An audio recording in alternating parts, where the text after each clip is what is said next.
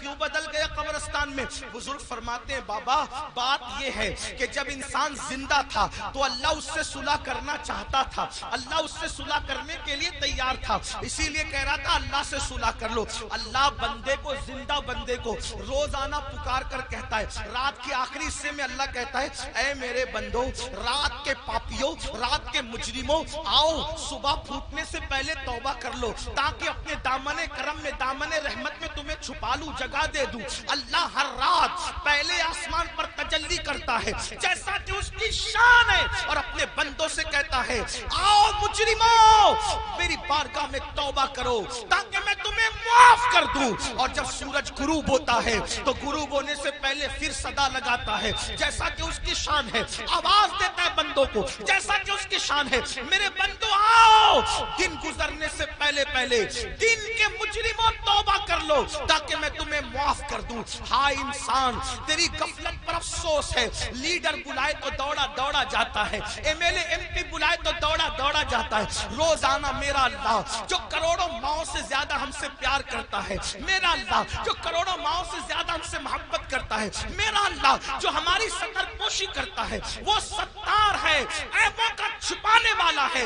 یاد رکھنا مسلمانوں، اگر اللہ نے ہمارے عیبوں پہ پردہ نہ ڈالا ہوتا تو نہ آپ یہاں بیٹھنے کے قابل ہوتے، نہ ہم لوگ یہاں بیٹھنے کے قابل ہوتے۔ کتنا کرم ہے، گناہ کرتے ہیں، عیبوں پہ پردہ ڈالتا ہے۔ ارے بیوی اتنی محبت کرتی ہے لیکن ہمارے عیب دیکھتی ہے تو اپنے میکے میں جا کر بیان کرتی ہے، امی اتنا پیار کرتی ہے، ہمارے عیب دیکھتی ہے تو ابو کو بیان کرتی ہے، ابو اتنا پیار کرتے ہیں، ہمارے عیب دیکھتے ہیں تو امی کو بیان کرتے ہیں، بھائی لوگ اتنا پیار کرتے ہیں، ہمارے عیب دیکھتے ہیں تو بھائیوں کو بیان کرتے ہیں۔ کتنا میرا مولا پیارا ہے، کیسا کرم کرنے والا ہے۔ اتنے ہم جرائم کریں، اتنے گناہ کریں، پردے پہ پردے ڈالتا ہے، پردے پہ پردے ڈالتا ہے، پردے پہ پردے ڈالتا ہے۔ اللہ کے بندو سب کی محبتوں کا خیال کیا، ذرا رب کی محبت کا بھی تو خیال کرو۔ جو بات آخری عرض کرنے چلا تھا، ایک حدیث پڑھنے چلا تھا، آؤ میرے اللہ کی کہ فرمان پر عمل کرو۔ آج سے پہلے جو ہوا سو ہوا، آج سچی توبہ کر لو، اپنے آپ کو بدل دو،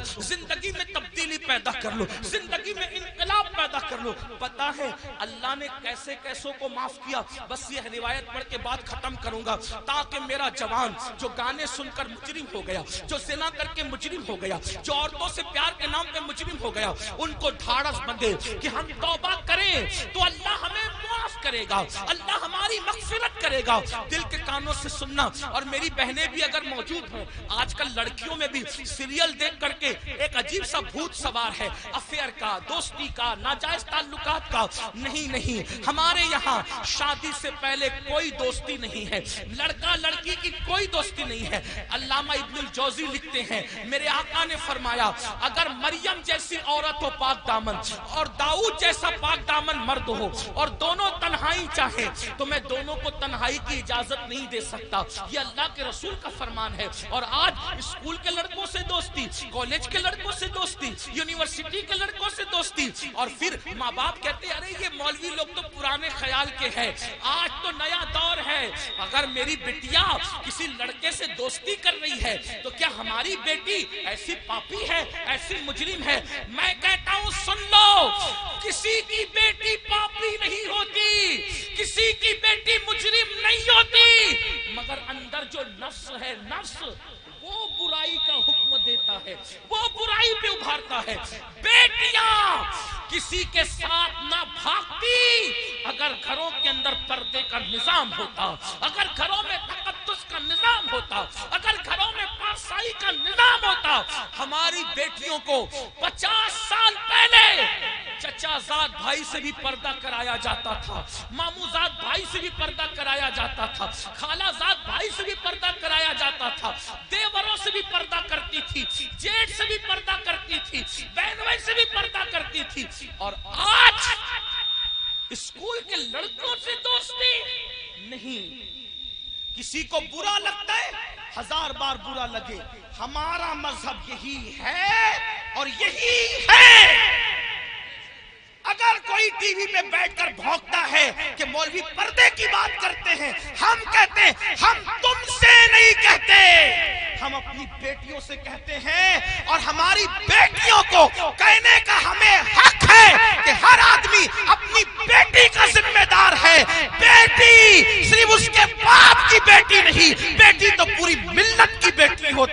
بیٹی تو پوری قوم کی بیٹی ہوتی ہے. میرے نبی نے حاتم تائی کی بیٹی کو جب بغیر دوپٹے کے دیکھا تو اپنی مزمل و مدثر والی چادر اس کے سر پہ ڈال کر دنیا کو پیغام دیا, بیٹی کسی کی بھی ہو, بیٹی تو بیٹی ہوا کرتی ہے. ہمارے یہاں بیٹی کی اہمیت ہے, اور یہ تو ظلم کرتے ہیں. یہ تو پردہ ظلم لگتا ہے تمہیں. کیوں ظلم لگتا ہے پتہ ہے؟ میں گالی گلوچ کا عادی نہیں, لیکن ایک بات آپ کو بتا, پردہ ان کو ظلم کیوں لگتا ہے؟ کتے چاہتے ہیں کہ بکری باہر نکلے. کتے چاہتے ہیں کہ بکری باہر نکلے. کیوں کتے صاحبو؟ بکری سے تمہیں اس کی آزادی سے کیا پیار؟ وہ کہا یہ گھر میں رکھا اس کے مالک نے ظلم ہے. ہم نے کہا ظلم نہیں, مالک کی محبت ہے. وہ جانتا ہے کہ آوارہ کتے باہر بیٹھے ہوئے ہیں, اگر بکری کو باہر بھیجوں گا تو نوچ نوچ کر کھا جائیں گے. اس نے محبت سے گھر میں رکھا ہے تاکہ آوارہ کتوں کی نظر نہ پڑے. تو ایک مالک کے نزدیک بکری کی جتنی عزت ہے اس سے کروڑوں درجہ زیادہ ہمارے یہاں بیٹی کی عزت. توجہ آپ کی. ہمارے اب آپ کہیں گے بیٹی کی کیوں اتنی عزت ہے؟ میں نے کہا اس لیے اتنی عزت ہے کہ ہمارے یہاں بیٹی کا روپ معمولی روپ نہیں ہے. بیٹی کا روپ سیدہ, طیبہ, طاہرہ, خاتون جنت فاطمۃ الزہرا کا روپ ہے. اور وہ ایسا روپ ہے کہ جس کے لیے پوری کائنات کھڑی ہوتی ہے. جب وہ شہزادی نبی سے ملنے آتی ہے تو میرا نبی ان کے استقبال کے لیے کھڑا ہو جاتا ہے. بیٹی یہ ہے. اوروں کی بیٹی کیا ہے مجھے نہیں پتا. ہمارے یہاں بیٹی, اب سن لے بیٹی کیا ہے. ہمارے یہاں بیٹی فاطمۃ الزہرا ہے. ہمارے یہاں بیٹی بنت صدیق عائشہ صدیقہ ہے. ہمارے یہاں بیٹی حضرت سیدہ زینب کبریٰ ہے.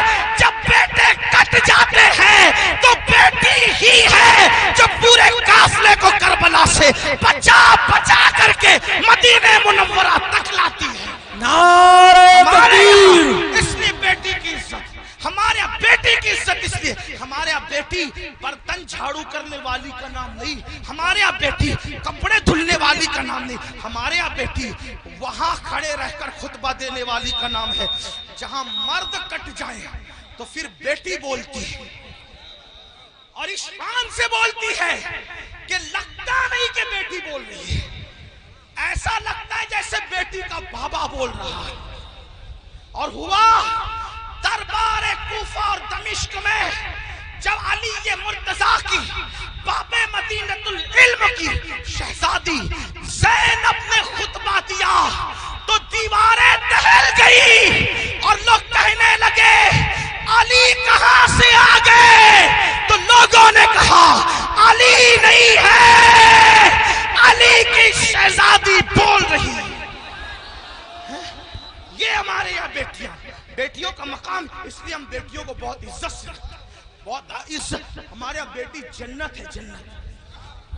ہمارے یہاں بیٹی پیٹ میں ٹکڑے کر کے گٹر میں بہانے والی چیز نہیں ہے. بیٹی بیٹی چومنے والی.